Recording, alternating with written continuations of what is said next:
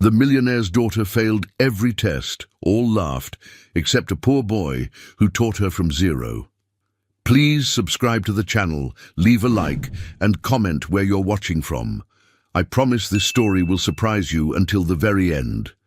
The pristine marble floors of Beverly Hills Elementary Academy gleamed under crystal chandeliers as 7-year-old Isabella Sterling clutched her test papers with trembling hands.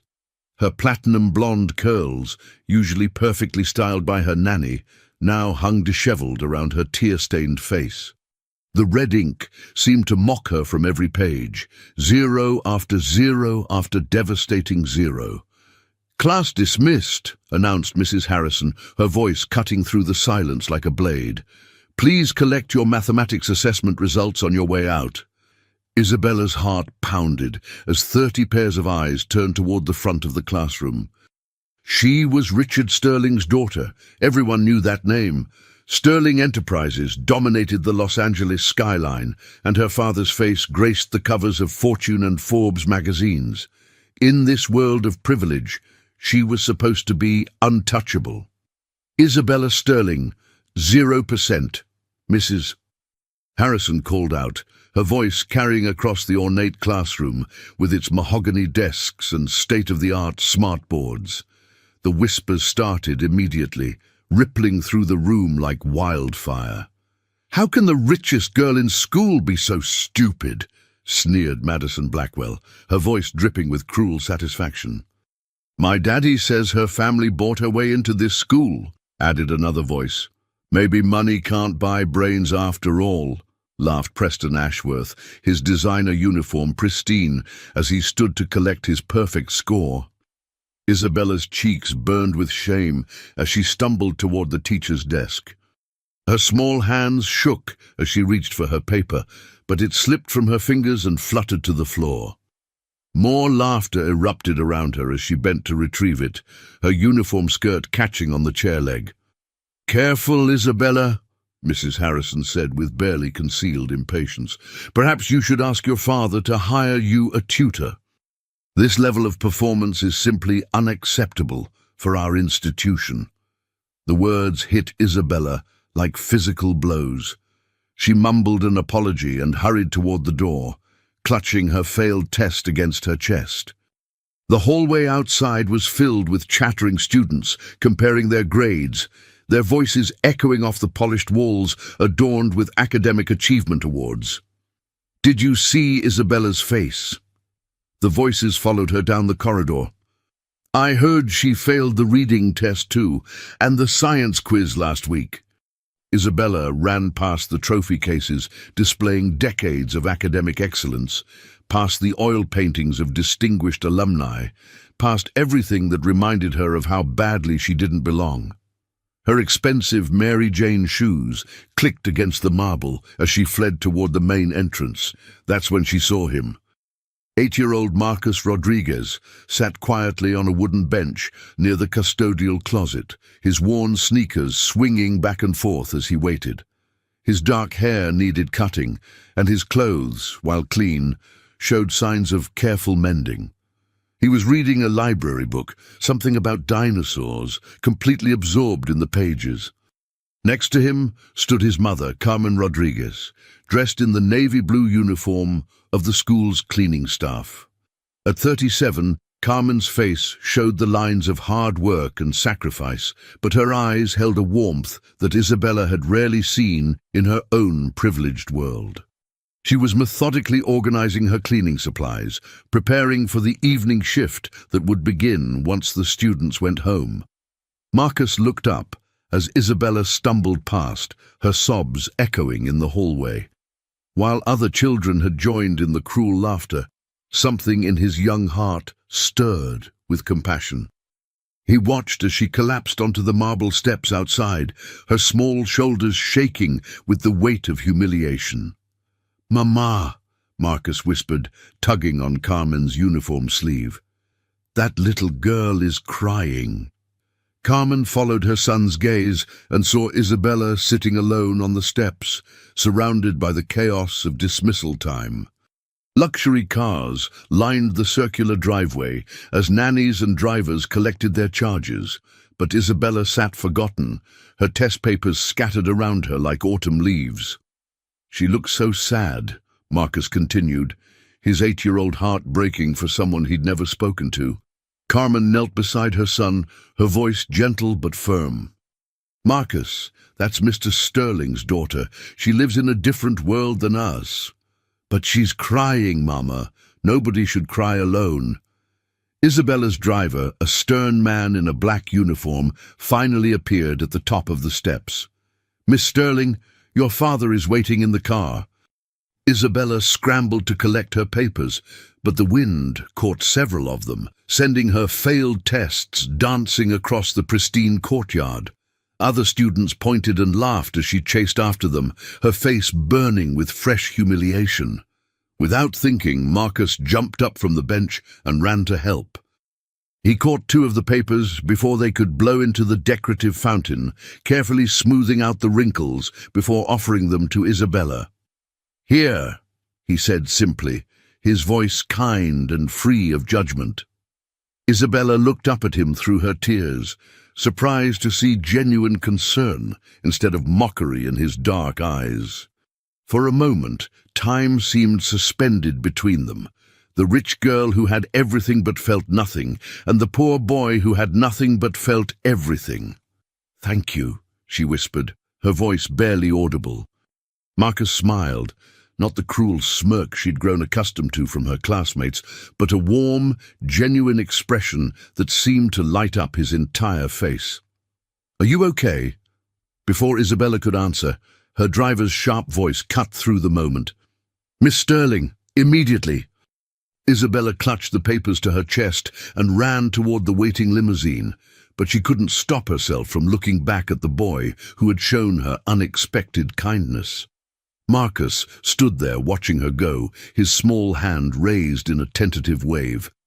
As the limousine pulled away from Beverly Hills Elementary, Isabella pressed her face against the tinted window, watching Marcus return to his mother's side.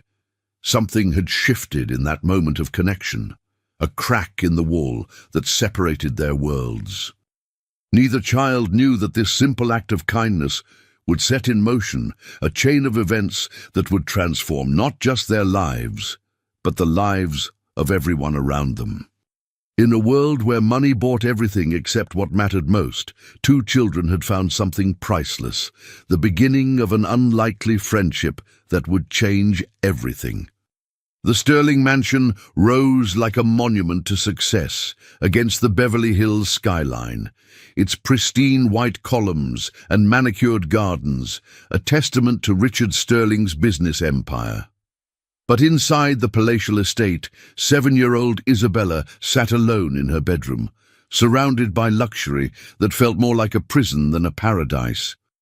Her room was every little girl's dream, a 4-poster bed with silk curtains, a walk-in closet filled with designer clothes, and toys that most children could only imagine. Yet Isabella sat cross-legged on her plush carpet, staring at her failed mathematics test with tears streaming down her cheeks. "The square root of 16 is," she whispered to herself, trying desperately to understand concepts that seemed impossibly complex to her young mind. "Why can't I do this? Why am I so stupid?" Down the hall, Richard Sterling paced in his home office, his phone pressed to his ear as he discussed quarterly projections with his board of directors. At 38, Richard commanded respect in every boardroom he entered, his sharp intellect and ruthless business acumen having built an empire worth billions. But when it came to his daughter's struggles, he felt completely helpless. "I need those reports by Friday," he said into the phone, his voice carrying the authority that made grown men nervous. But as he spoke, his eyes drifted to a framed photograph on his desk, his late wife Sarah holding baby Isabella in the hospital. Sarah had died in a car accident 3 years ago, leaving Richard to navigate parenthood alone. A soft knock interrupted his call. "Daddy?" Isabella's small voice came through the heavy oak door. "I'll call you back," Richard said curtly, ending the call. "Come in, sweetheart." Isabella entered the office, her failed test clutched in her small hands. Richard's heart clenched as he saw the defeat in his daughter's eyes, the same blue eyes that had belonged to his beloved Sarah. "I'm sorry, Daddy," Isabella whispered, holding out the test. "I tried really hard, but I just don't understand." Richard knelt to his daughter's level, his expensive suit creasing as he pulled her into his arms. "Isabella, you have nothing to apologize for. We'll figure this out together. But all the other kids are so smart, and they laugh at me. Today in the hallway, Madison said I was the dumbest rich girl in California." Richard's jaw tightened. He'd built his fortune by being smarter and more ruthless than his competitors, but his daughter's academic struggles were a puzzle he couldn't solve with money or power. He'd hired the best tutors, enrolled her in the most prestigious school, bought every educational tool available. Yet Isabella continued to fall behind. "Tomorrow I'll speak with Mrs. Harrison about additional support," Richard said, though doubt crept into his voice. They'd had this conversation before, and nothing seemed to help. Meanwhile, across town in a modest apartment in East Los Angeles, Marcus Rodriguez sat at the kitchen table helping his mother Carmen with her English homework. At 37, Carmen was pursuing her GED while working 2 jobs to support them both. The contrast between their small apartment and the sterling mansion couldn't have been greater, but their home was filled with something the mansion lacked: warmth and unconditional love. "Very good, Mama," Marcus said, reviewing Carmen's math problems. "You're getting better at fractions." Carmen smiled at her son, marveling at his natural ability with numbers and reading. Marcus had always been gifted, but they couldn't afford the private schools that would nurture his talents. Instead, he attended the public elementary school in their neighborhood, while Carmen worked her evening shift at Beverly Hills Elementary. "Marcus, I need to tell you something," Carmen said, setting down her pencil. "Mrs. Patterson called today. She wants to recommend you for the gifted program at your school." Marcus's eyes lit up. "Really?" "Yes, but—" Carmen hesitated. "We'd need to buy special books and supplies. Money is tight right now with your school shoes needing to be replaced." Marcus nodded understanding, though disappointment flickered across his young face. He was used to sacrificing dreams for financial reality, but it never stopped hurting. The next morning at Beverly Hills Elementary, Isabella arrived early with her father. Richard had arranged a meeting with Mrs. Harrison to discuss his daughter's academic challenges. They sat in the principal's office, surrounded by awards and commendations that seemed to mock Isabella's struggles. "Mr. Sterling, Mrs. Harrison began, her voice professionally polite but tinged with frustration.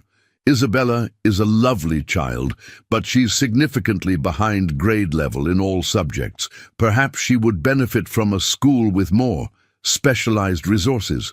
"You mean a school for learning disabled children?" Richard said bluntly. "I didn't say that, but Beverly Hills Elementary maintains certain academic standards. We have a reputation to uphold." Isabella sat silently between them, feeling like a failure being discussed rather than a child who needed help. Through the office window, she could see the custodial staff beginning their morning preparations. Her heart skipped when she spotted Carmen Rodriguez organizing supplies near the main hallway. "Where's your son today?" Isabella heard Mrs. Harrison ask Carmen through the open door. "He's at his own school," Carmen replied respectfully. "He'll be here this afternoon when I start my evening shift." "Remarkable child," Mrs. Harrison muttered. 8 years old and already reading at a 6th grade level. Such a waste of potential in the public system. Richard's attention sharpened. "Excuse me?" "Oh, nothing important. Just commenting on Mrs. Rodriguez's son. Brilliant little boy, but of course they can't afford proper educational opportunities." An idea began forming in Richard's mind, a solution so simple he wondered why he hadn't thought of it before. Later that afternoon, as Isabella sat alone during recess, she watched Marcus enter the school with his mother. He carried his worn backpack, and that same dinosaur book settling onto his usual bench to wait. Gathering courage she didn't know she possessed, Isabella approached him. "Hi," she said shyly. Marcus looked up, surprised but pleased. "Hi, how are you feeling today?" "Better," Isabella said, though it wasn't entirely true. "What are you reading?" "It's about velociraptors," Marcus said, his face lighting up with enthusiasm. "Did you know they were actually only about 3 feet tall? Movies make them look huge, but they were really smart hunters who worked in packs." Isabella listened, fascinated not just by the information, but by Marcus's passion for learning.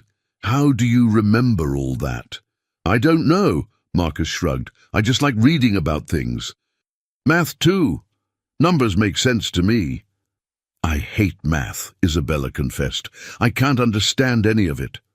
Marcus studied her face, seeing genuine frustration rather than the lazy indifference he sometimes witnessed in wealthy children. "What part don't you understand?" "All of it," Isabella said with a bitter laugh. "Addition, subtraction, everything. The teachers explain it, but it's like they're speaking a different language." "Maybe they're just explaining it wrong," Marcus said thoughtfully. "Everyone learns differently. My mama struggles with English, but when I explain things using pictures or stories, she gets it better." Isabella stared at him. "You think you could help me understand?" Marcus glanced toward his mother, who was dusting trophy cases nearby. Carmen had taught him to be helpful to others, but she'd also warned him about the vast differences between their world and the world of Beverly Hills families. "I could try," Marcus said finally, "if you want." "Really?" Hope bloomed in Isabella's chest for the first time in weeks. "Sure, maybe tomorrow during your lunch break. I'll be here waiting for Mama anyway." As if summoned by their conversation, Richard Sterling appeared in the hallway. He'd been observing from a distance, watching his daughter interact with the custodian's son. What he saw intrigued him. Isabella was actually smiling, something that had become increasingly rare. "Isabella," Richard called, his voice gentle. "Time to go home." Isabella jumped up, but turned back to Marcus. "Tomorrow?" she asked hopefully. "Tomorrow," Marcus confirmed with a warm smile. As they walked toward the exit, Richard found himself studying Carmen Rodriguez more carefully.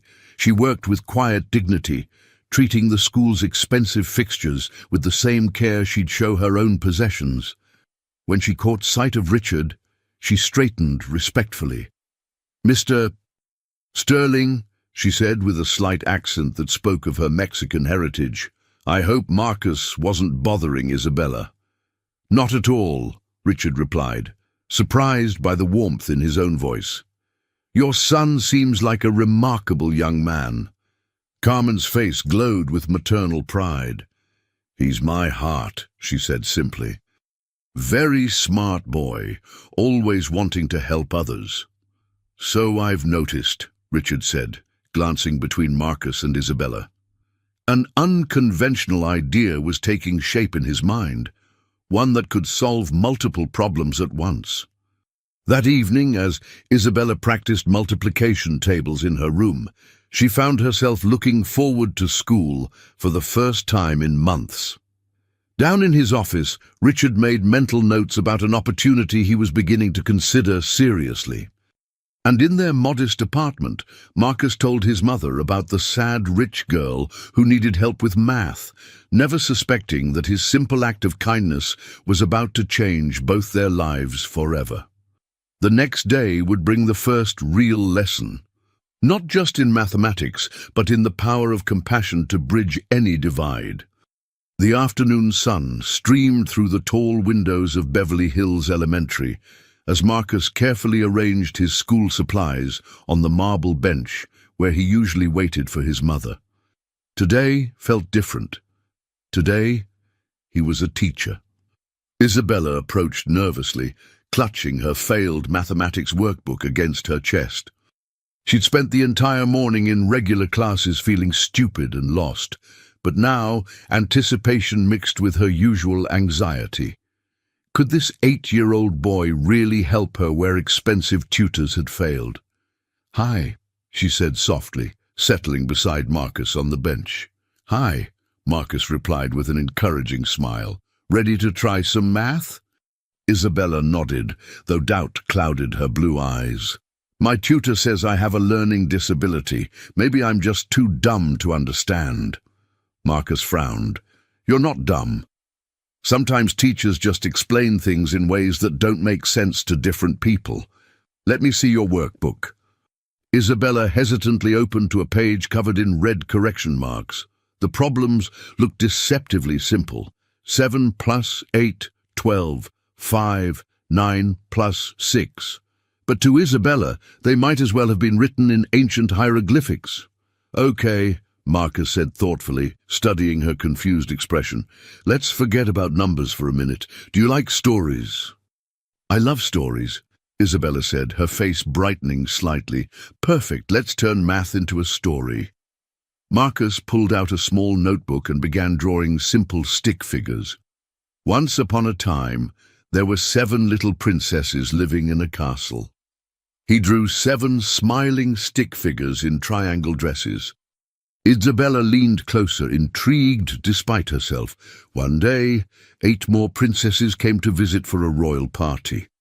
Marcus added 8 more figures to his drawing. "Now, how many princesses are in the castle altogether?" Isabella studied the drawing, her mind working differently than it ever had with abstract numbers. She began counting the little figures one by one. 15? "Exactly!" Marcus beamed. "You just solved 7 plus 8 equals 15. See? You're not dumb at all." For the first time in months, Isabella felt a spark of understanding. "Can you do another one?" "Of course. Let's say the 15 princesses were having dinner, but 5 of them had to leave early because their carriage was turning back into a pumpkin." Marcus crossed out 5 figures. "How many stayed for dessert?" Isabella counted carefully. 10? "Perfect. 15 minus 5 equals 10. Unknown to the children, Richard Sterling stood in the administrative hallway, watching through the glass doors. He'd invented an excuse to return to school early, curious about this unlikely tutoring session. What he saw amazed him.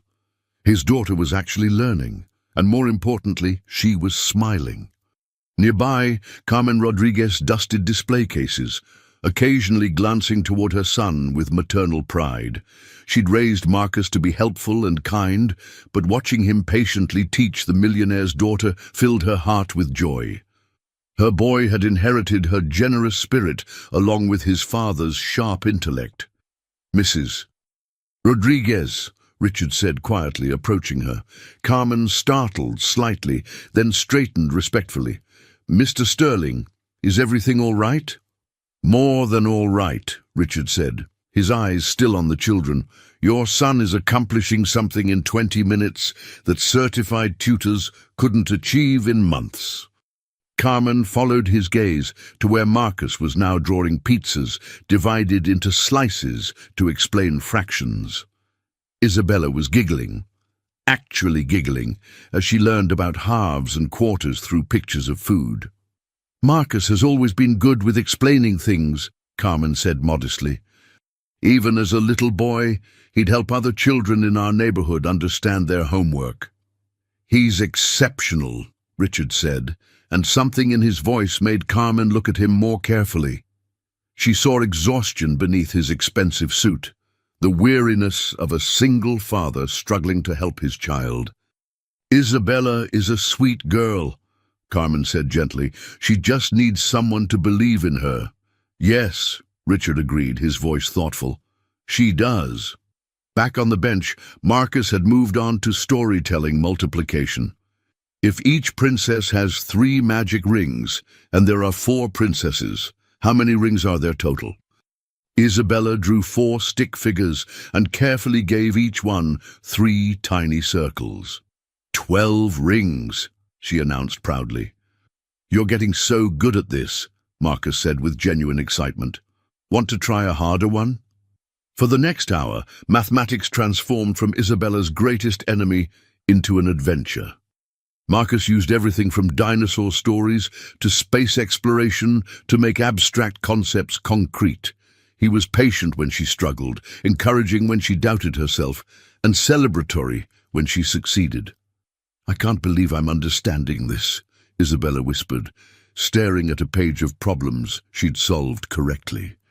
"You were always smart," Marcus said matter-of-factly. "You just needed someone to explain it in your language." As Carmen finished her cleaning duties, she approached the children. "Marcus, it's time to go home." "Already?" both children said simultaneously, then laughed at their synchronized disappointment. "Tomorrow?" Isabella asked hopefully. "If your parents say it's okay," Marcus replied, gathering his supplies. "Mr. Sterling?" Carmen called softly. Richard appeared from where he'd been observing, and Isabella jumped up excitedly. "Daddy, look!" She thrust her workbook toward him, pointing to page after page of correct answers. "Marcus taught me how to do math with stories. I understand it now." Richard examined the workbook with amazement. These were problems Isabella had been struggling with for months. "This is incredible, sweetheart." "Marcus is the best teacher ever," Isabella declared, beaming at her new friend. Richard looked at Marcus, then at Carmen. An idea that had been forming since yesterday was beginning to crystallize, though he knew it would require careful consideration and proper planning.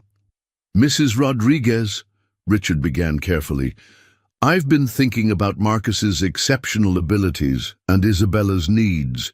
Would you be open to discussing a more formal tutoring arrangement? With appropriate compensation, of course." Carmen's eyes widened slightly. "Mr. Sterling, that's very generous, but Marcus is just a child. He doesn't need payment for helping a friend." "Perhaps not payment in the traditional sense," Richard agreed, "but exceptional talent should be nurtured. What if I told you I might be able to help arrange better educational opportunities for Marcus? Nothing immediate, but something to consider for his future." Carmen's breath caught. She dreamed of better opportunities for Marcus, but those dreams had always seemed impossibly out of reach. "What would you want in return?" she asked carefully. "Just what's already happening," Richard said, gesturing toward the children. "Marcus helping Isabella find her confidence. And perhaps—" He hesitated, then continued, "Perhaps you could help me understand how to be a better father. I can run a billion-dollar company, but I struggle to help my 7-year-old daughter with basic mathematics." Carmen studied his face, seeing vulnerability beneath the powerful exterior. "You love her very much. More than life itself. But I'm failing her. You've raised an extraordinary son while facing challenges I can't imagine. I could learn from your example." As they spoke, Isabella and Marcus had moved to the school's entrance, where Isabella was showing Marcus the fountain where her test papers had blown the day before. "That's where everything changed," she told him seriously. "When you helped me pick up my papers, it was the first time anyone was nice to me at school." "Well, now you'll never fail another test," Marcus said confidently. "We're a team now." "Promise?" Isabella asked. "Promise," Marcus replied solemnly, and they shook hands like business partners sealing a deal. Watching this innocent exchange, both Richard and Carmen felt the same thought. Their children were teaching them something profound about friendship, kindness, and the bridges that could be built between different worlds. "Mrs. Rodriguez," Richard said quietly, "I think this tutoring arrangement could benefit both our children. What do you say we start with regular sessions here at school and see how it develops?" Carmen looked at her son, who was animatedly explaining something to Isabella while gesturing at the fountain. She thought of the dreams she'd harbored for Marcus's future, dreams that might now have a path toward reality. "I think," she said slowly, "that our children are wiser than we are." "Indeed they are," Richard agreed, then paused thoughtfully. "Mrs. Rodriguez, may I ask you something personal?" Carmen nodded, though apprehension flickered in her eyes. "How do you do it?" How do you raise such a remarkable child while working multiple jobs, studying for your GED, and managing everything alone? I have every resource imaginable, yet I feel like I'm failing Isabella every day." Carmen was quiet for a long moment, watching Marcus patiently explain to Isabella how water molecules moved in the fountain, turning even that into a science lesson. "Mr. Sterling, money can buy many things, but it cannot buy presence. When I'm with Marcus, I'm completely with him. No phone calls, no distractions. We talk about everything, his dreams, his fears, what he learned at school. Even when I'm exhausted from work, I listen." Richard felt the weight of her words. How many times had he answered business calls during dinner with Isabella? How often had he been physically present but mentally absent, his mind on quarterly reports instead of his daughter's day? "Isabella needs to know she's enough just as she is," Carmen continued gently. "Not because of test scores or achievements, but because she's your daughter and she's loved. Marcus has never doubted that he's my priority, even when life gets difficult. But I do love her," Richard said, his voice thick with emotion. "More than anything." "I know you do," Carmen said kindly, "but does she know? Sometimes love gets lost in the pressure to succeed, especially in your world where everything is measured and compared." Richard watched his daughter's animated conversation with Marcus, seeing her in a new light. When had he last seen her this happy? When had he last asked about her feelings instead of her grades? "You're right," he admitted. "I've been so focused on fixing her academic problems that I forgot to see the child who just needed encouragement." Meanwhile, Isabella was discovering that learning could be joyful. "Marcus, how do you make everything so interesting?" she asked as they walked. "I guess because I like to understand how things work," Marcus replied thoughtfully. "My mama always says that everything in the world is connected somehow. Math connects to science, science connects to nature, and nature connects to stories. Once you see the connections, it's like solving a puzzle." "I never thought about it that way," Isabella mused. "At home, everything feels separate. School is school, home is home, and they don't fit together."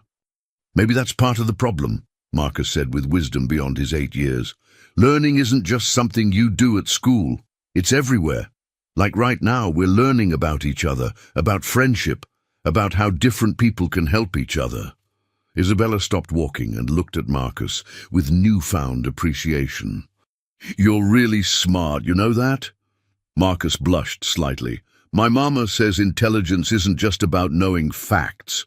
It's about understanding people and caring about them. You're smart too, Isabella. You understand feelings and kindness. That's just as important as math." This simple exchange, overheard by both parents, carried profound implications. Richard realized that his definition of intelligence had been too narrow, focused only on academic achievement. Carmen felt a surge of maternal pride at her son's emotional wisdom. "Mrs. Rodriguez," Richard said as they reached the parking area, "I'd like to make this arrangement more official. Would you and Marcus consider joining my family for dinner this weekend? We could discuss the tutoring schedule properly and—" He hesitated, then continued with vulnerability he rarely showed. "I could use guidance on connecting with Isabella the way Marcus does." Carmen studied his face, seeing not the powerful CEO but a father genuinely seeking help. "We'd be honored, Mr. Sterling. Please call me Richard. I have a feeling we're going to be working together in various ways." As they prepared to part ways, Isabella suddenly ran to Carmen and hugged her legs. "Thank you for bringing Marcus to my school," she said earnestly, "and thank you for teaching him to be so kind." Carmen's eyes misted as she gently stroked Isabella's blonde curls. "Kindness is the most important lesson we can learn, Mija. Your new friend Marcus, he has a good heart, just like you do." Richard watched this tender exchange, realizing that Carmen possessed something he'd lost in his drive for success: the ability to see and nurture the goodness in children.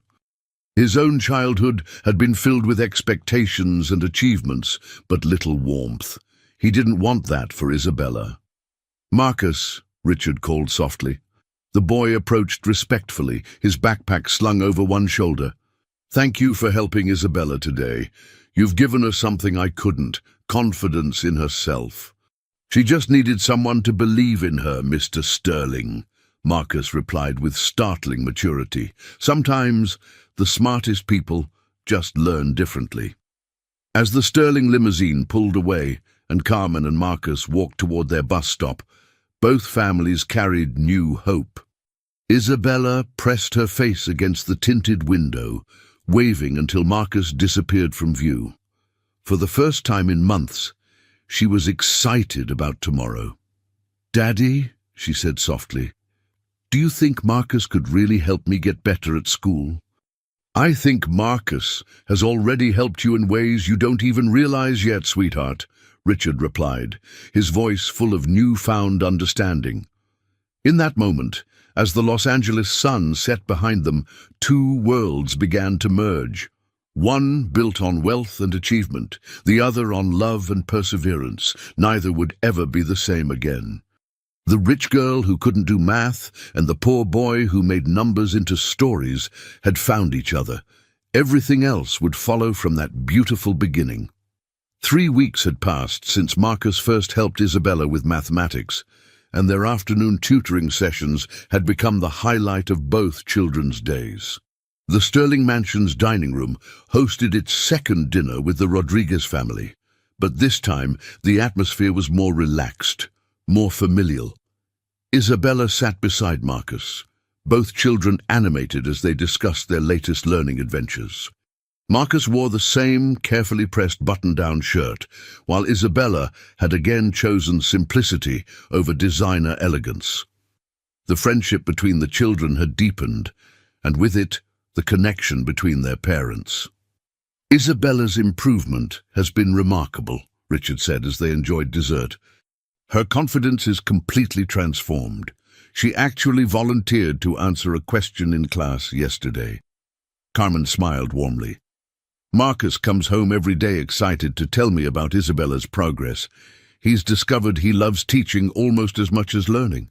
Which brings me to something I've been considering," Richard said carefully. "Carmen, over these past weeks, I've been observing your organizational skills, your intelligence, and your dedication.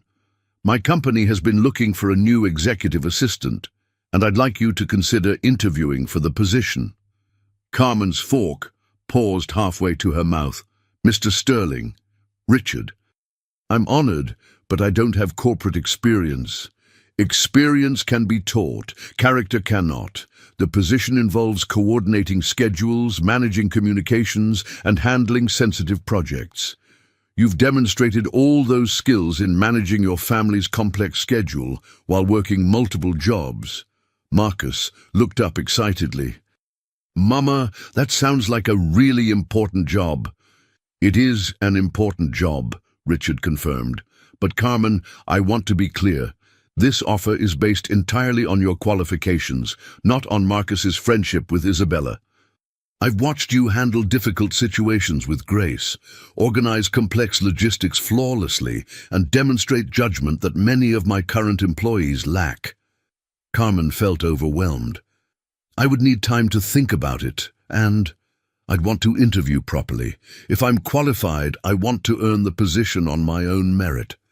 "Of course," Richard agreed. "I wouldn't expect anything less. Take all the time you need to consider it." Meanwhile, Isabella and Marcus had been whispering together about their own plans. "Daddy," Isabella said suddenly, "Marcus and I have been talking about his school situation. He's really smart, but his public school doesn't have the advanced programs he needs." Richard and Carmen exchanged glances.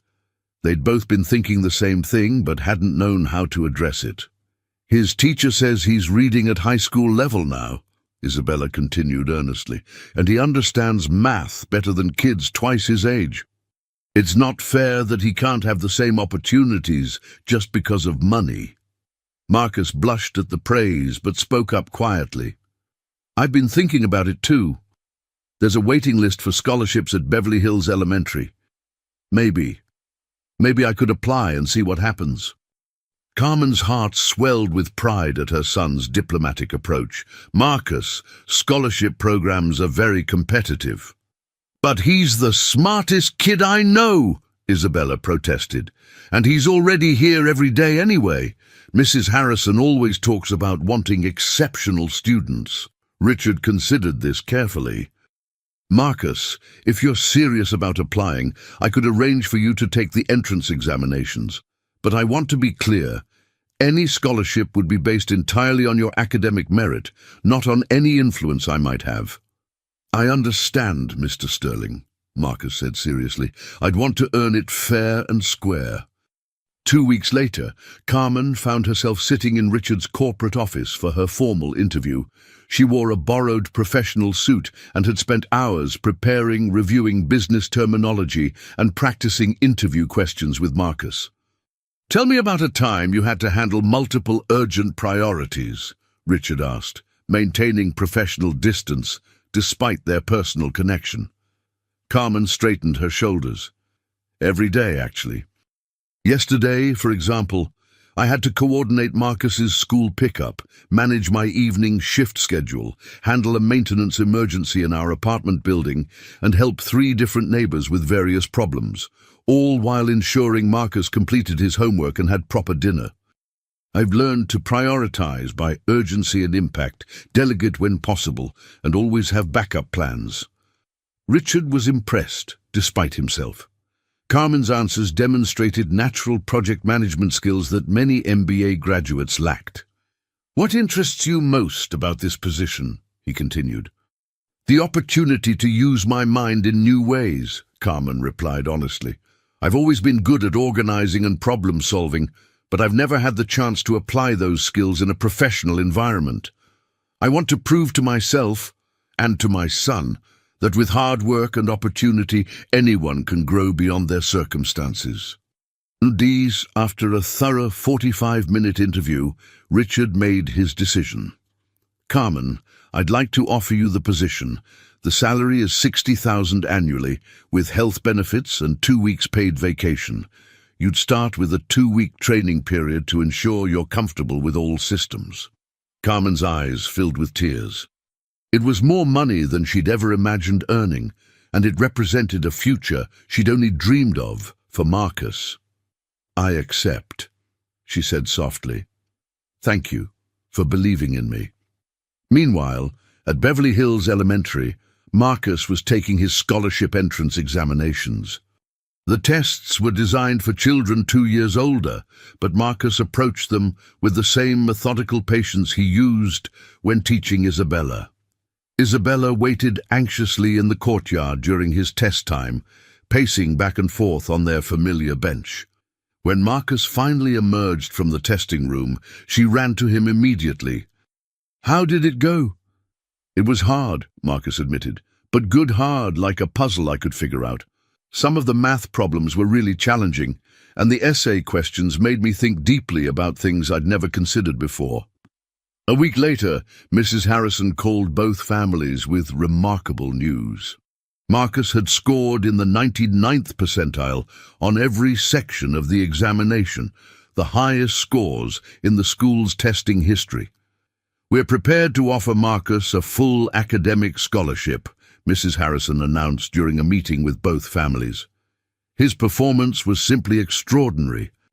Isabella squealed with delight and hugged Marcus tightly. "We're going to be in the same school every day." But the transition wasn't without challenges. Some parents whispered about charity cases and worried about precedents being set. Others questioned whether the scholarship was truly merit-based or influenced by Richard Sterling's significant donations to the school. Carmen started her new position with determination and grace, despite some awkward moments. On her first day as Richard's executive assistant, she encountered several people who remembered her as custodial staff. Their reactions ranged from surprise to skepticism to grudging respect. "Carmen," Richard said during her second week. "I want you to coordinate the Henderson merger documentation. It's a complex project, but I believe you can handle it." Carmen dove into the assignment with characteristic thoroughness, organizing files, creating tracking systems, and identifying potential issues that more experienced assistants had missed. Her attention to detail and fresh perspective proved invaluable. Meanwhile, Marcus began attending Beverly Hills Elementary as Isabella's classmate. The first few days were challenging as he navigated social dynamics he'd never encountered. Some students were welcoming, others indifferent, and a few openly hostile. "Why is the scholarship kid in our advanced math class?" Preston Ashworth complained loudly during lunch. "Just because you're smart doesn't mean you belong here." "Marcus belongs here more than anyone," Isabella replied firmly, standing beside her friend. "He earned his place fair and square." The real test came when Isabella took her first major mathematics examination since Marcus began tutoring her. She'd been learning consistently for 6 weeks now, but this was her chance to prove her progress publicly. Isabella sat at her desk, hands steadier than they'd been in months. The problems looked challenging but no longer impossible. Marcus's story-based methods had given her tools to visualize and solve complex equations. When the results were announced, Isabella had scored 78%. Not perfect, but a dramatic improvement that represented real understanding rather than memorization. "Isabella," Mrs. Harrison said privately after class, "your improvement has been remarkable. What changed?" "Marcus taught me that being smart isn't about getting everything right immediately," Isabella replied. "It's about understanding how to think through problems step by step." That afternoon, as Carmen organized files in Richard's office, she received an unexpected phone call from Mrs. Harrison. "Mrs. Rodriguez, I need to discuss a concern that's been raised about potential conflicts of interest." Carmen's heart sank. "What kind of concern?" "Some parents have suggested that Marcus's tutoring of Isabella while you work for Mr. Sterling creates an inappropriate dynamic. They're questioning whether the tutoring arrangement influenced your hiring." Carmen felt sick. She'd worked so hard to prove herself professionally, and now her integrity was being questioned. "Mrs. Harrison," Carmen said carefully, "my hiring and Marcus's tutoring are completely separate matters. Mr. Sterling interviewed me thoroughly for my qualifications, and Marcus earned his scholarship through examination scores, not connections. I believe that, Carmen, but perception matters in our community. I wanted you to be aware that some people are talking." But that evening, Carmen shared her concerns with Richard during their after-work conversation. They developed a habit of debriefing each day, discussing both business matters and their children's progress. "Richard, maybe I should step back from the tutoring arrangement. I don't want anyone to think I'm taking advantage of our professional relationship." "Carmen," Richard said firmly, "you've earned your position through merit, and Marcus earned his scholarship the same way. We won't let small-minded people dictate our children's friendship or our professional relationship." "But what if it causes problems for Isabella and Marcus at school? Then we'll deal with those problems together. I won't allow gossip to destroy something good that we've built." Meanwhile, Isabella and Marcus were having their own conversation about the social challenges they faced. "Some kids are saying mean things about you getting a scholarship," Isabella told Marcus honestly, "and about your mom working for my dad." Marcus nodded sadly. "I heard them. It makes me wonder if I should have stayed at my old school." "No," Isabella said fiercely. "Marcus, you belong here just as much as anyone. You're smarter than most of these kids, and you're definitely kinder than all of them. Don't let jealous people make you doubt yourself." "But what if they're right? What if I only got the scholarship because of your dad?"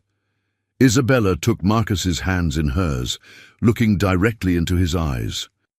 "Marcus Rodriguez, You scored higher on those tests than anyone in the school's history. You taught me math when nobody else could. You're here because you're extraordinary, not because of connections. Don't ever forget that." 6 weeks later, Beverly Hills Elementary held its fall academic awards ceremony. Isabella Sterling stood on stage, receiving the Most Improved Student Award, her confidence radiant as she thanked Marcus publicly for his friendship and tutoring. Marcus Rodriguez received the Academic Excellence Award for the highest overall GPA among new students, proving definitively that his scholarship had been well-deserved. In the audience, Richard Sterling and Carmen Rodriguez sat together, their professional relationship having blossomed into something deeper. The challenges they'd faced had only strengthened their bond, and watching their children succeed together filled them both with pride. "Look what they've accomplished," Carmen whispered to Richard as they applauded. "Look what we've all accomplished," Richard replied, his hand finding hers. "Together." After the ceremony, both families gathered for dinner at the Sterling mansion. The children chatted excitedly about their awards, while the adults discussed the future. "I have something to tell you all," Richard announced as dessert was served. "Carmen has been promoted to Senior Executive Assistant with a substantial salary increase and expanded responsibilities." Carmen blushed as the children cheered. "It's because she's the best at her job," Isabella announced proudly. "And I have news too," Carmen said shyly. "I passed my GED examination last week. I'm officially a high school graduate." Marcus jumped up to hug his mother, tears of pride streaming down his face. "Mama, I'm so proud of you." "We're all proud of you," Richard added softly, his eyes holding Carmen's with unmistakable affection. As the evening ended and they prepared to part ways, Isabella and Marcus made plans for tomorrow's tutoring session, now a cherished tradition rather than academic necessity. "Marcus," Isabella said as they hugged goodbye, "thank you for believing in me when nobody else did." "Thank you for believing in me too," Marcus replied. "Best friends forever." "Forever and always," Isabella confirmed.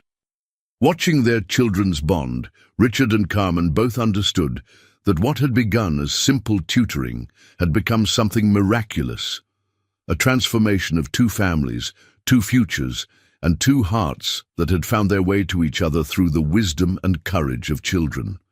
The rich girl, who couldn't do math, and the poor boy who made numbers into stories had indeed found each other. And in finding each other, they had created something beautiful, a family built not on circumstances, but on love, respect, and the belief that everyone deserves a chance to reach their potential.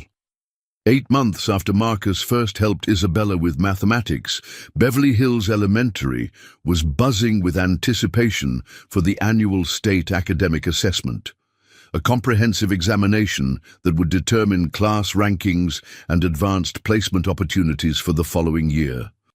Isabella Sterling sat at her desk, no longer the trembling child who had once feared every test. Her hands were steady as she reviewed her notes, using the visualization techniques Marcus had taught her.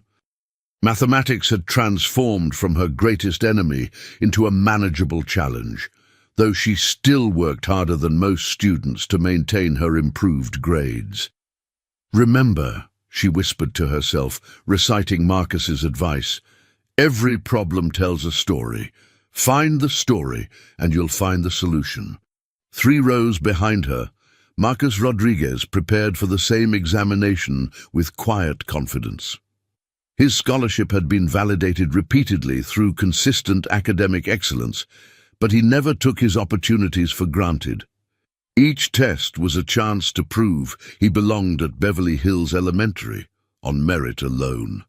The examination began, and both children applied themselves with the focused determination that had become their trademark. Isabella approached complex word problems by visualizing Marcus's story-based explanations, while Marcus worked through advanced mathematical concepts that challenged even the school's most gifted students. Meanwhile, in the administrative offices, tension was building around a different kind of test. Margaret Ashworth, president of the Parent Association, had been gathering support for what she called a necessary evaluation of current scholarship policies. "Richard," she said, cornering him after a school board meeting, "we need to discuss the Rodriguez situation. It's been nearly a year and concerns persist about the precedent this scholarship sets." "What concerns?" Richard asked, his voice carrying the cool authority that made business adversaries nervous. "Several families are questioning whether academic merit alone determined the scholarship award. The timing with your professional relationship with Mrs. Rodriguez raises questions about appropriate boundaries." Richard's jaw tightened. "Carmen and I maintain complete professionalism. Our personal friendship developed naturally through our children's connection, well after her hiring was finalized." "Personal friendship?" Margaret raised an eyebrow.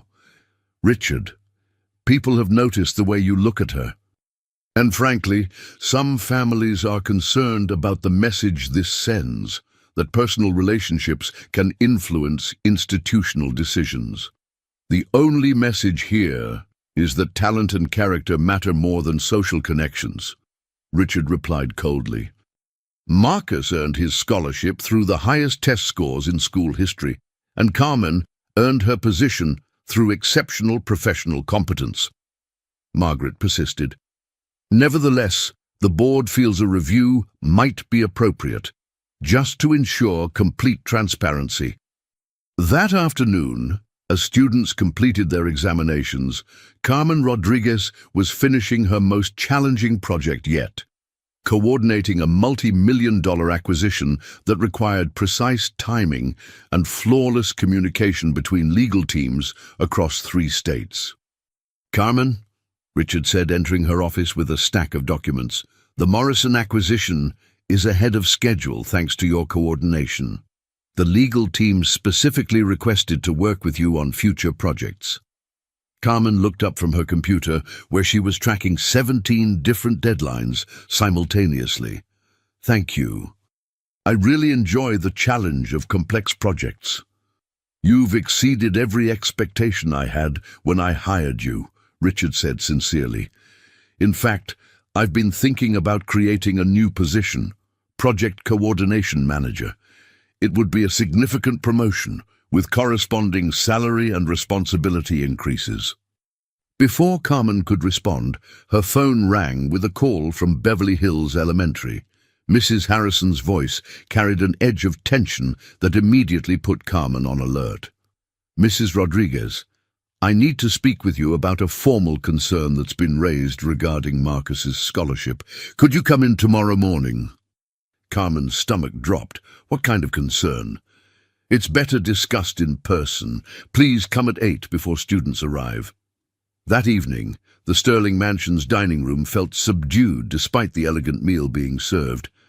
Richard had invited Carmen and Marcus for their weekly family dinner, but the spectre of institutional challenges cast a shadow over their usual warmth. "Is everything okay?" Isabella asked, noticing the adults' worried expressions. "You both look sad." Carmen forced a smile. "Just some grown-up concerns, Mita. Nothing for you to worry about." "Is it about Marcus's scholarship?" Isabella asked with surprising perceptiveness. "I heard Preston's mom talking to other parents about investigating inappropriate arrangements." Richard and Carmen exchanged glances. They'd tried to shield the children from adult politics, but Beverly Hills Elementary was a small community where gossip traveled quickly. "Isabella," Richard said carefully, "some people are questioning whether Marcus earned his scholarship fairly. They're suggesting that Mom Carmen's job with our company somehow influenced the decision." "That's stupid!" Isabella exploded with uncharacteristic anger. "Marcus is the smartest kid in school. He earned everything he got." "We know that, sweetheart," Carmen said gently, "but sometimes people need official reviews to feel confident about decisions." Marcus had been quietly listening, his 8-year-old mind processing the implications. "Are they going to take away my scholarship?" Not if I have anything to say about it, Richard replied firmly. Marcus, you've maintained the highest GPA in your grade level for 8 months. Your scholarship is secure because you've earned it every single day. The next morning, Carmen arrived at Beverly Hills Elementary to find not just Mrs. Harrison waiting, but 3 members of the school board, including Margaret Ashworth. The conference room felt formal and intimidating, designed to make her feel like she was on trial. Mrs. Rodriguez, Margaret began with false sympathy. Thank you for coming. We're conducting a routine review of scholarship protocols to ensure complete transparency in our processes. I understand, Carmen replied, maintaining her dignity despite the hostile atmosphere. Tell us about the timeline of your employment with Sterling Enterprises in relation to Marcus's scholarship application, board member Patricia Goldberg requested. Carmen had prepared for this question. Marcus submitted his scholarship application on March 15th. His examination was administered on March 22nd. Results were announced April 3rd. Mr. Sterling offered me my position on April 10th after a formal interview process. There was no overlap between Marcus's scholarship consideration and my employment discussions. But you were already acquainted with Mr. Sterling through your custodial work, Margaret pressed. Surely that created an advantage. Mr. Sterling and I had minimal interaction during my custodial duties, Carmen replied truthfully. Our children's friendship developed independently, and my professional qualifications were evaluated separately from any personal connections. Mrs. Harrison cleared her throat. I can confirm that Marcus's scholarship was awarded based purely on examination scores. He achieved the highest results in every category we've ever recorded. Nevertheless, Margaret continued, the appearance of impropriety concerns many families.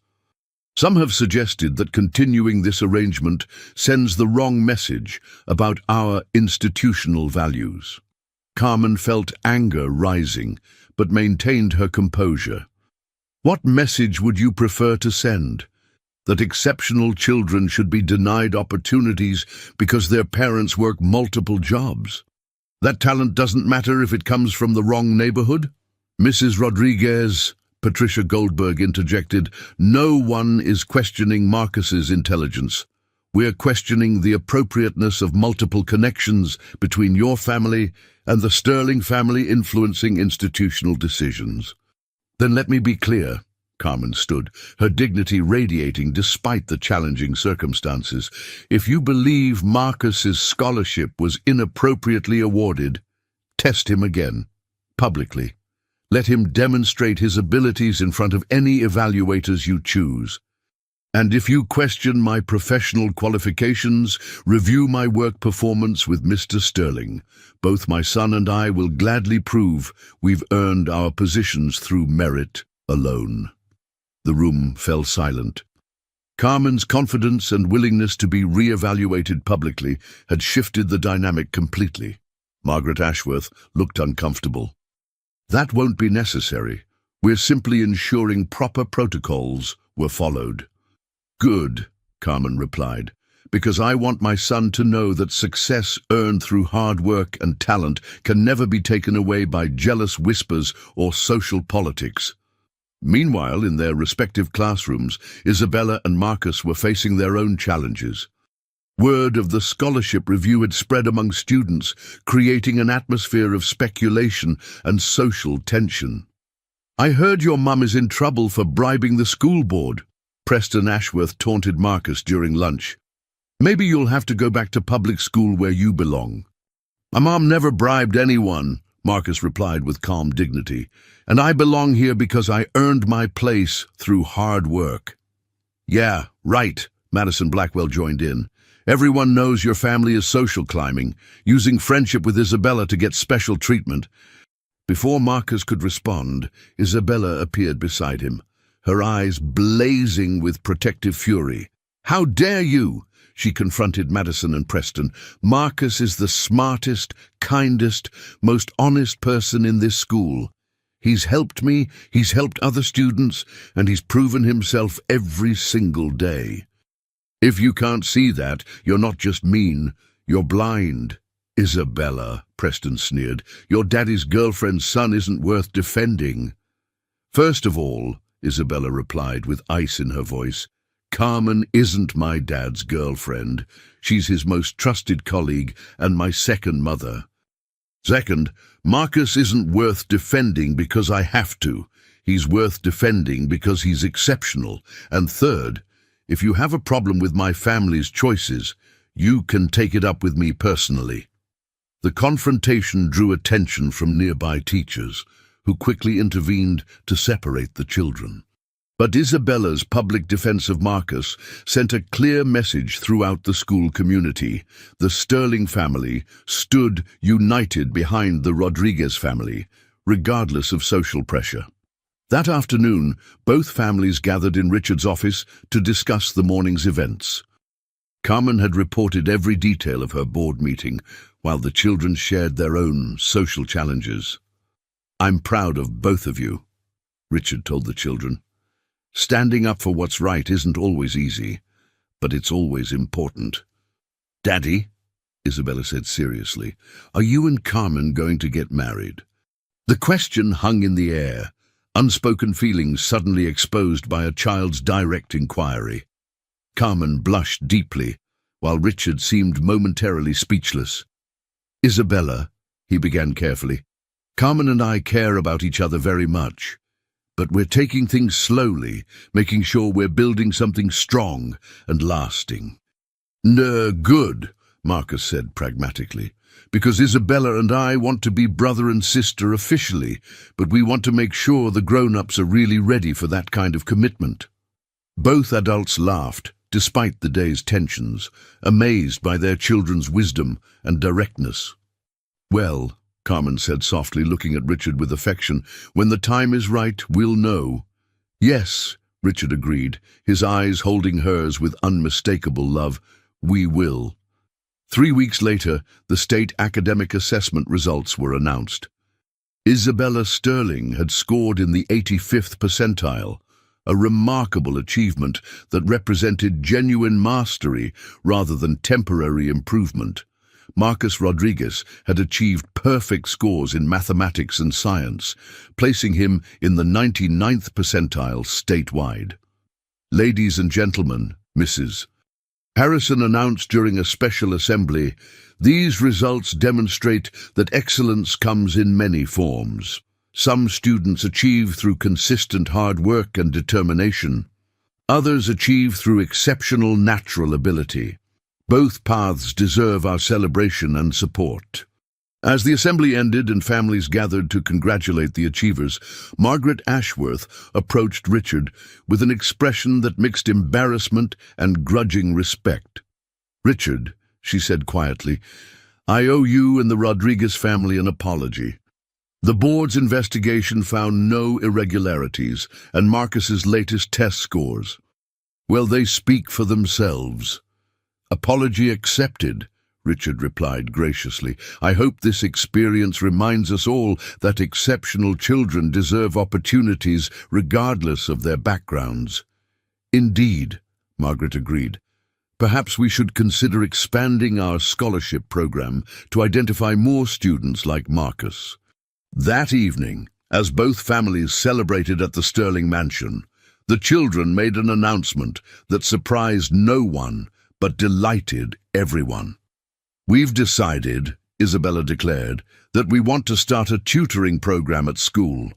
Marcus and I working together to help other kids who are struggling. It would be like paying forward all the help Marcus gave me," Isabella continued, "and it would show everyone that learning is about supporting each other, not competing against each other." Richard and Carmen exchanged glances, their hearts full of pride at their children's generous spirits. "I think," Richard said softly, "that's the most beautiful idea I've ever heard." Looking around at their blended family, challenges overcome, love declared, and futures bright with possibility, it was clear that what had begun with scattered test papers and a child's kindness had become something miraculous. The rich girl who couldn't do math and the poor boy who made numbers into stories had not only found each other, they had created a legacy of compassion, excellence, and the belief that when good people stand together, anything is possible. The spring morning of Beverly Hills Elementary's annual scholarship gala dawned bright and clear, but tension crackled through the prestigious event like electricity before a storm. This wasn't just any fundraising dinner. It was the night Marcus Rodriguez and Isabella Sterling would present their new peer tutoring program to the school's most influential families. 9 months had passed since the board investigation that cleared the Rodriguez family of any impropriety, but whispers still lingered in certain social circles. Tonight would be the ultimate test of whether their integrated family had truly been accepted by the Beverly Hills community. Isabella stood before her bedroom mirror, adjusting the simple blue dress she'd chosen for the presentation. At 8 years old, she possessed a poise that amazed adults, born from months of defending her choices and standing by her convictions. "Are you nervous?" Carmen asked, appearing in the doorway. Over the past year, Carmen had become Isabella's confidant and maternal figure, filling a void that had existed since Sarah Sterling's death.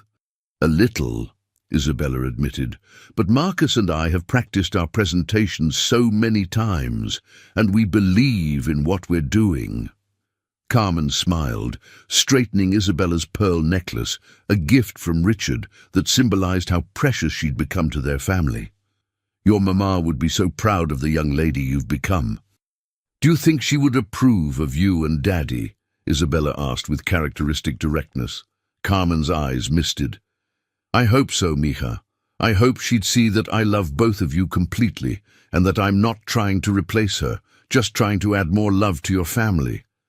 Meanwhile, across town, Marcus Rodriguez adjusted his new suit, the first formal wear he'd ever owned. The scholarship program had provided him with opportunities beyond education, including social experiences that prepared him for success in any environment. "Remember," his mother had told him that morning, "you earned your place at that school through talent and hard work. Tonight, you show them that intelligence and character matter more than bank accounts."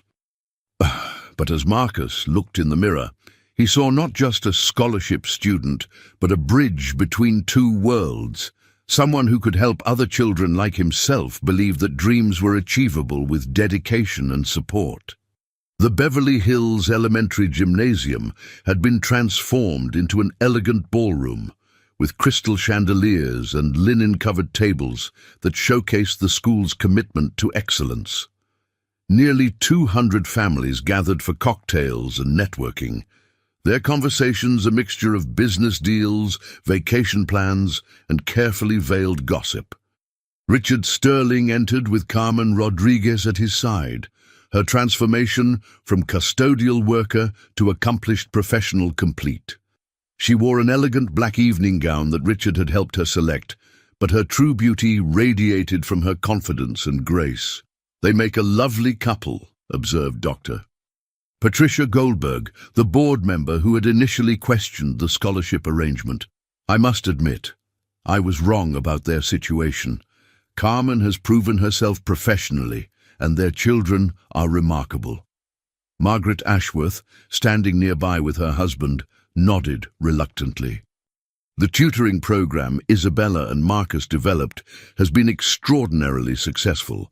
Even Preston has benefited from their peer support model." As dinner was served, conversation focused on the evening's main presentation. The peer tutoring program had exceeded all expectations, with student grades improving across multiple subjects and social dynamics becoming more collaborative rather than competitive. "Ladies and gentlemen," Mrs.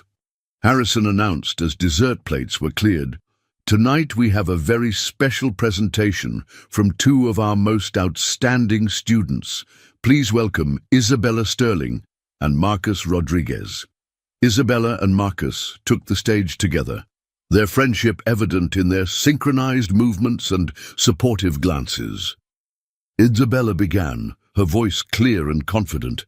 "A year ago, I was failing mathematics and felt like the dumbest kid in school. I thought intelligence was something you either had or didn't have, and I clearly didn't have it." Marcus continued seamlessly. "I was a scholarship student who felt like an outsider, unsure whether I belonged in a school where most families could buy and sell everything my family owned." But we found each other," Isabella said, looking at Marcus with genuine affection, "and discovered that intelligence comes in many forms, that kindness is the greatest strength, and that when children support each other, everyone succeeds." They proceeded to present statistics that amazed the audience. Student participation in advanced mathematics had increased by 40%, peer conflict had decreased significantly, and most remarkably, test scores had improved across all demographic groups. "Our tutoring program isn't about smart kids helping struggling kids," Marcus explained. "It's about different kinds of intelligence working together. Isabella teaches emotional awareness and creative problem-solving. I teach analytical thinking and systematic approaches. Together, we help each child find their own path to understanding." Isabella concluded, "We've learned that diversity makes us stronger, that friendship crosses all boundaries, and that when we lift each other up, everyone reaches higher than they could alone." The applause was thunderous, but more importantly, it was genuine. Parents who had initially resisted the scholarship program now saw its transformative impact not just on individual students, but on the school's entire culture. As the evening wound down, Richard found himself in conversation with several board members who were discussing expansion of the peer tutoring model to other district schools. "Richard," Margaret Ashworth said, approaching with her husband, "I owe your family a tremendous debt. Our son Preston has learned more about collaboration and empathy this year than in all his previous education combined. The Rodriguez family has been a gift to our community." "All families have gifts to offer," Richard replied diplomatically. "We just need to be open to recognizing them." Meanwhile, Carmen was surrounded by other mothers who were asking her advice about balancing career advancement with family priorities. Her journey from custodial work to executive management had inspired women who felt trapped by their own circumstances. "The key," Carmen was explaining, "is never letting anyone else define your limitations. I didn't have a college degree, but I had intelligence, dedication, and willingness to learn. Sometimes opportunity comes from unexpected directions." As the evening concluded, both families gathered in the parking lot, exhausted but exhilarated by the night's success. "Daddy," Isabella said, tugging on Richard's tuxedo sleeve, "when are you going to marry Carmen? Everyone keeps asking me if she's my stepmother, and I don't know what to say." Marcus giggled. "Isabella's been planning your wedding since Christmas. She's already picked out flowers and everything." Richard and Carmen exchanged glances, the love between them obvious to everyone except perhaps themselves. "Well," Richard said slowly, "what would you two think if I told you I've been carrying an engagement ring in my pocket for 3 weeks, waiting for the right moment to propose?" Carmen's eyes widened in shock, while both children erupted in cheers. "Really?" Carmen whispered. "Really," Richard confirmed, dropping to one knee right there in the parking lot.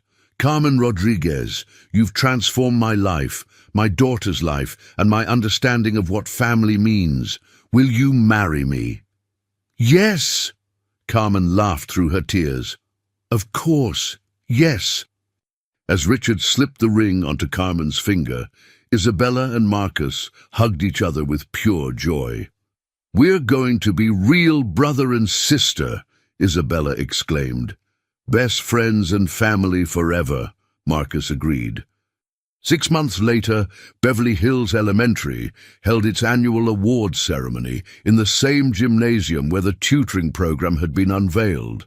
But this time, the audience included not just wealthy families, but a diverse group that reflected the expanding scholarship program, inspired by Marcus's success. Isabella Sterling Rodriguez stood on stage receiving the Leadership Award for her role in transforming school culture through peer support initiatives. Beside her, Marcus Rodriguez Sterling received the Academic Excellence Award for maintaining perfect grades while helping dozens of other students achieve their potential. "Ladies and gentlemen," Mrs. Harrison announced, "these young people represent the best of what education can achieve. They've shown us that when we embrace diversity, support each other's growth, and lead with kindness, everyone succeeds beyond their individual limitations." In the audience, Richard and Carmen Sterling Rodriguez sat with wedding rings gleaming on their fingers, watching their children being celebrated not just for their individual achievements, but for their collaborative impact on their entire community. "Look what they've accomplished," Carmen whispered to her husband. "Look what we've all accomplished," Richard replied, his arm around his wife. "Together." After the ceremony, the blended family gathered for their traditional celebration dinner at the Sterling mansion.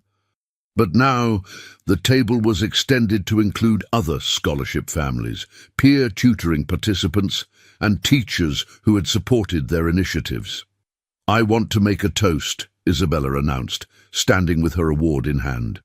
"To Marcus, who taught me that being smart isn't about getting everything right, it's about never giving up on learning. To Carmen, who showed me that mothers come in many forms and love grows when you share it. To Daddy, who proved that the most successful people are those who help others succeed." Marcus stood beside her, adding, "And to Isabella, who taught me that courage isn't about not being scared, it's about doing what's right even when you are scared. To Mama, who showed me that hard work and dignity can overcome any obstacle. To Richard, who opened doors but made sure I earned the right to walk through them. But most of all," they said together, "to the power of friendship, family, and believing that everyone deserves a chance to reach their dreams." As applause filled the dining room, Richard and Carmen looked around at the extended family they'd created, not just through marriage, but through opening their hearts and home to others who needed support, encouragement, and opportunity. The rich girl, who couldn't do math, and the poor boy who made numbers into stories, had indeed found each other, and in finding each other, they had created something beautiful, a legacy of inclusion, excellence, and the unwavering belief that when good people stand together, they can change the world, one act of kindness at a time. Their story became legend at Beverly Hills Elementary and beyond, proof that the most powerful transformations begin with the simplest acts of compassion, and that true family is built not on circumstances, but on love, commitment, and the courage to see the best in others. Years later, as both children grew into accomplished adults who continued their work in education and social justice, they would always remember the moment when everything changed, when scattered test papers brought together two children who refused to let differences divide them, and whose friendship created a bridge that transformed not just their own lives, but an entire community's understanding of what's possible when we choose love over fear, inclusion over exclusion, and hope over prejudice. The end was really just the beginning of a story that would inspire generations of children to believe in themselves, stand up for others, and never underestimate the power of one kind act to change everything.